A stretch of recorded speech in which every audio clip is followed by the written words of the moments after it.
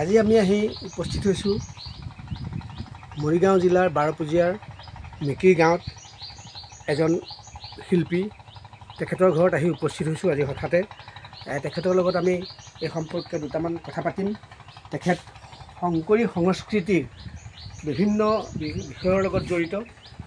তেখেতে সত্ৰীয়া নৃত্য শিকায়, সত্ৰীয়া নৃত্য জানে, বৰগীত ঘোষা বৰগীত আদি নাম চাম আদি গাব জানে, খোল নেগেৰা শংকৰী সংস্কৃতি বাদ্যযন্ত্ৰখিনিও বজাব জানে। গতিকে তেখেতৰ এই যে প্ৰতিভা, এই প্ৰতিভাখিনি আজি ৰাইজৰ আগত চিনাকি কৰি দিয়াৰ উদ্দেশ্যে আমি তেখেতৰ ওচৰত তেখেতৰ কাষত উপস্থিত হৈছোঁ, তেখেতৰ ঘৰত বা মৰিগাঁও জিলাৰ বাৰপুজীয়াৰ মিকিৰ গাঁৱত।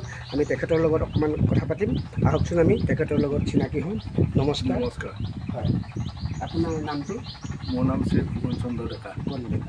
হয়, আপুনি আপোনাৰ বয়স এতিয়া কিমানমান হৈছে? মোৰ 70 বছৰ আছে। 70 বছৰ। আপুনিতো আমি দেখিছোঁ বিভিন্ন ঠাইত আপোনাক দেখা পাইছোঁ। আপুনি মানে বিভিন্ন অনুষ্ঠানত খোল বজায় বা দবা কাঁহ নেকেৰা আদি বজায়। তাৰ বাহিৰে আপুনি নাম প্ৰসংগ আদি বিভিন্ন কামবিলাকত আপুনি জড়িত থাকে। ইয়াৰ লগে লগে আমি বহুত অনুষ্ঠানত দেখিছোঁ আপুনি বহুত ল'ৰা ছোৱালীক আপুনি সত্ৰীয়া নৃত্য শিকাইছে। কওকচোন আপুনি সত্ৰীয়া নৃত্য কেনেকৈ শিকিলে? সত্ৰীয়া নৃত্য মই যেতিয়া মানে শ্ৰীমন্ত শংকৰদেৱ সংঘত সোমালোঁ, তেতিয়া কৰ্মশালা হৈছিলে শ্ৰীমন্ত শংকৰদেৱ সংঘত। সেই কৰ্মশালাত তাৰমানে মোক কৰ্মশালাত মানে নিমন্ত্ৰণ দিলে আৰু কৰ্মশালাত যাবলৈ মই সহযোগ কৰিলোঁ আৰু তেতিয়াৰ পৰা মই নৃত্য শিকিবলৈ আৰম্ভ কৰিলোঁ। আপুনি সত্ৰীয়া নৃত্যৰ জৰিয়তে কিমানমান ল'ৰা ছোৱালীক এতিয়া শিক্ষা দিছে? আপোনাৰ এটা আন্দাজ আছেনে? আপোনাৰ আন্দাজ আছে, মই অন্ততঃ 200 ওপৰ হ'লেও কম নহ'ব। 200 ওপৰ হ'লেও কম নহ'ব। আপুনি ক'ত ক'ত শিকাব গৈছে বা কিমান দূৰলৈকে? নগাঁও জিলাতে অকল মৰিগাঁও জিলাতে শিকাইছে? নগাঁও জিলা মৰিগাঁও জিলা দুই ঠাইতে শিকাইছে। আপুনি আটাইতকৈ দূৰ ঠাই ক'ত শিকাবলৈ গৈছে আপুনি? ইফালে আপোনাৰ ব্ৰহ্মপুত্ৰৰ পৰা কুহতলীলৈ গৈছোঁ, তাত শিকাইছোঁ। হয়, তাৰপৰা সিফালে আপোনাৰ ভকচং, হয়, তালৈ শিকাইছোঁ। হয় হয় হয় গৈছে আপুনি। এই সত্ৰীয়া নৃত্য আপুনি শিকোৱাৰ উপৰিও আপুনি বিভিন্ন কৰ্মশালাতো গৈছে। আপুনি কেইবাখনো সত্ৰীয়া বিদ্যালয়ৰ লগত সত্ৰীয়া নৃত্যৰ যি বিদ্যালয় আছে, বিদ্যালয়তো আপুনি জড়িত। যেনে দুই এখন বিদ্যালয়ৰ নাম কওকচোন। যেনে আপোনাৰ ৰহাৰ অগণি কবিতা ঘৰ, তাত আমাৰ প্ৰথম মই আছিলোঁ মানে আমাৰ মিকিৰ গাঁৱতে এখন শংকৰী সংস্কৃত বিদ্যালয় আছিল, তাতে মই মানে শিক্ষা দিছিলোঁ। তাৰপৰা আকৌ এই ৰহাৰ অগণি কবিতা ঘৰ গ'লোঁ আৰু তেনেকৈ আৰু এখন আছিলে ডিগবৈত, এখন স্কুল বৰ্তমান পৰা হৈ আছে। এতিয়াও আপুনি ক'ৰবাত শিকাবলৈ গৈ থাকে? এতিয়াও শিকাবলৈ যাওঁ, মানে বিদ্যালয় হিচাপে নহয়। আপুনি হাৰিয়া মুখতো আপোনাক দেখা পাইছিলোঁ। হাৰিয়া মুখতো শিকাবলৈ গৈছে? দিহিং সত্ৰতো গৈছে নেকি? দিহিং সত্ৰতো আপুনি শিকাবলৈ গৈছে? আমি তাতে আপোনাক দেখিছিলোঁ। সেই উদ্দেশ্যে আজি আপোনাৰ ওচৰত উপস্থিত হ'লোঁ। আপুনি কি বজাব জানে শংকৰী বাদ্য? শংকৰী বাদ্যৰ ভিতৰত মানে খোলটোৱে মোৰ প্ৰধান। তাৰপিছত দবা নেগেৰা কাঁহ সেইবিলাক বজাব জানে। আপুনি খোলত ইতিমধ্যে বায়নৰ ডিপ্ল'মা ল'লে? ল'লোঁ। হয় হয়।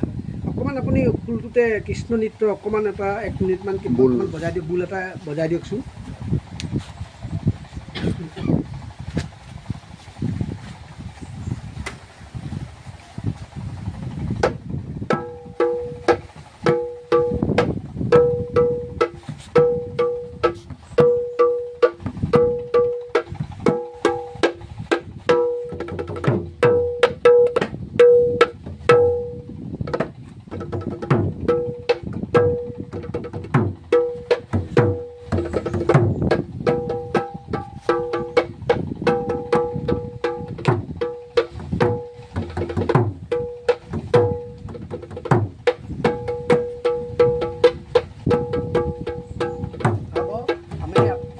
আমি শুনিলোঁ তেখেতৰ হাতৰ পৰশত।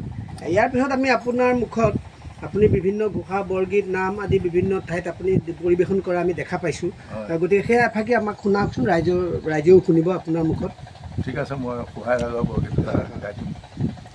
মই ৰাগটো নাগাওঁ বাৰু।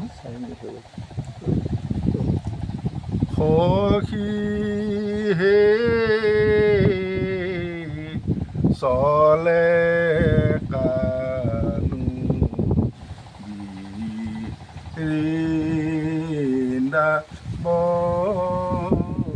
বনে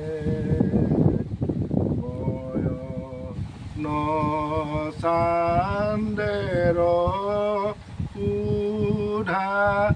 নয়ন চকুৱাদু। নাম অকণমান গাওক। নাম সংসাৰ কুপত